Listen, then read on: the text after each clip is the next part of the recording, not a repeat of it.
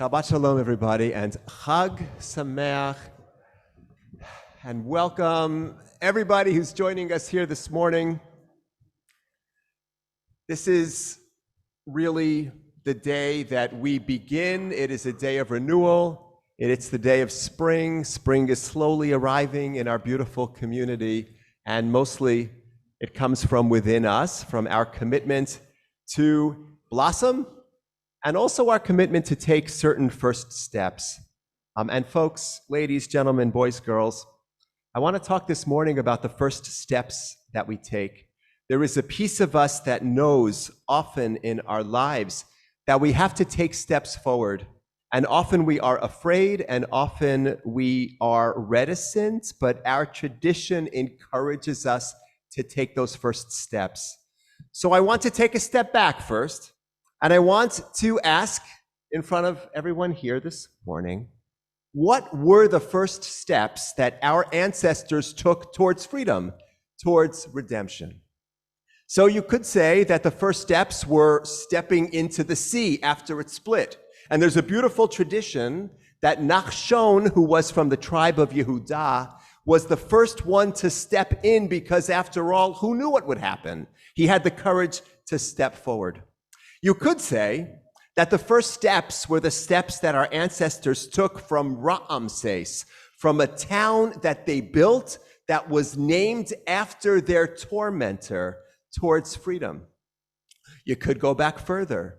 You could say the first steps that our ancestors took within their homes to get the lamb and to prepare it, knowing that if they got caught and if things didn't turn out the way that they were supposed to, that they would be in a lot of trouble indeed. You could go back even further to the midwives who, instead of listening to Pharaoh and destroying the male children, decided that they were going to resist and not do the horrible, immoral thing that he commanded. Or you could say that it goes back even further to their thoughts. These women had to consider and weigh, am I going to defy the most important and powerful person in the land? Or am I going to comply with what he's saying? What I want us to think about this morning, each of us, no matter our age, no matter our circumstance, is that the first steps that we take, usually they're not physical steps. They're the steps that we take in our minds. They're the steps that we take in our hearts, when we understand that we need to take a chance, that we might need to make a change. And how do we take those first steps of heart and mind and soul? A few days ago, something very strange started happening in supermarkets across Russia. What happened was that people replaced the labels that were on certain products. And instead of just having the price and having the name of the product, they had a message that had to do with the number that was the price. So, for example, there was a jar of instant coffee for 400 rubles. And so what happened? People replaced the regular price tag with a label that read, "The Russian army has bombed an art school in Mariupol. 400 people were hiding in it from the shooting." 400. So this was a way that certain people replaced the labels. Or another one said 0 rubles. And the message was, "My friends in Ukraine are hiding in the metro from bombs, and 0 of them are Nazis. Stop the war." Now, you have to imagine, the people who chose to do this, they were protesting. We know what happens to protesters in Russia. There was a woman who was an artist and a musician and an activist, and she, with colleagues, put these messages in supermarkets so that people would see what was going on, because, of course, they're not being told the whole story. They're not being told the truth. She was caught.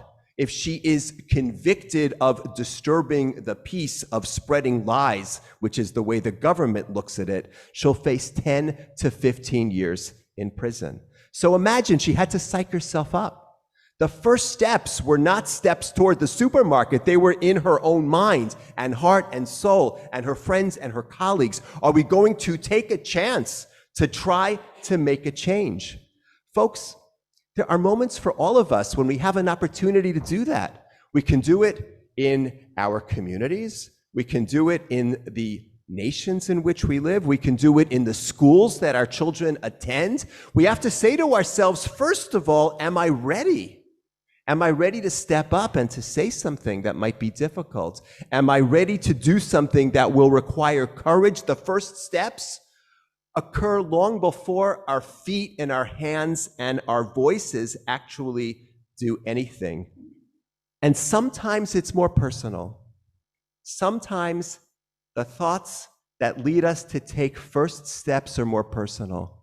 I've spoken a lot about my parents from this bima, and sadly, they are no longer physically among us and haven't been for quite some time. They loved each other, and they respected each other, and they supported each other in large ways and also in small ways. And one thing that my dad would do for my mom is when they were walking to services together on Shabbat or on holidays, he would hold her reading glasses in his pocket. And when he died, and after the Shiva was over, and we were getting ready to walk into the synagogue for the first time, my mother turned to me and she started to get upset. And I said, "What's wrong?" And she said, "Who is going to hold my glasses when I walk to services?" And I said to her, "I'll hold them." But of course, it wasn't the same. She sensed the very strong gap that was missing. And a few weeks later, she called me and she said, "I am driving out to Long Island." She lived in New Jersey. "And I'm going to be with you and the family." And that wasn't easy for her. She didn't love to drive. She didn't have the best sense of direction. This was before GPS. And she did it. She got in the car and she drove and she spent time with us. And I will tell you that long before she got in that car and turned the key, she was wrestling with herself. Can I do this? I know I need to. I want to see my children and my grandchildren, but it's hard. I am so accustomed to having this other beautiful human being in my life. To do it by myself is going to be really hard. The first steps that she took were in her mind and in her heart and in her soul. Oftentimes, we only see the physical steps that people take. We only see the things that they do in the world. We see the person who jumps in the water. We see the labels in the supermarkets. We see the people who are doing something brave. We see the grandmother who gets out of the car with muffins for her grandsons. That's what we see, but what we don't know is that behind all of those physical first steps are emotional and mental and spiritual first steps that we all need to take. I want to, on this first day of Passover, encourage all of us to think about and to feel what are those steps that we need to take. Something that we need to say, something that we need to do, something that we need to overcome. And while Moses and Aaron and Miriam are the stars of this holiday, I want to go back even further to Abraham and Sarah to offer my concluding hope and bracha for each of us. Abraham and Sarah were told to go to the land Asher Areka, which I will show you, God said. And God didn't tell them exactly where they were going to go. And there's a beautiful tradition that says the reason God didn't do that is because God wanted to give them credit, psiya achar psiya, for every step that they would take without knowing the ultimate destination.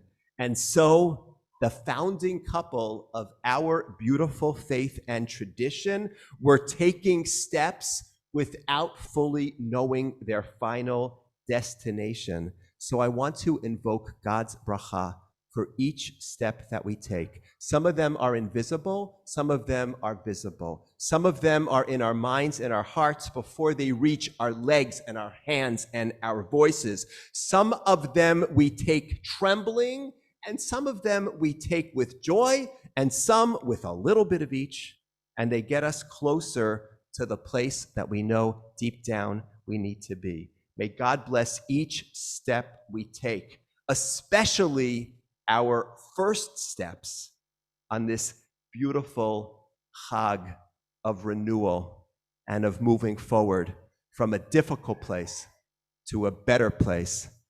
Chag Sameach.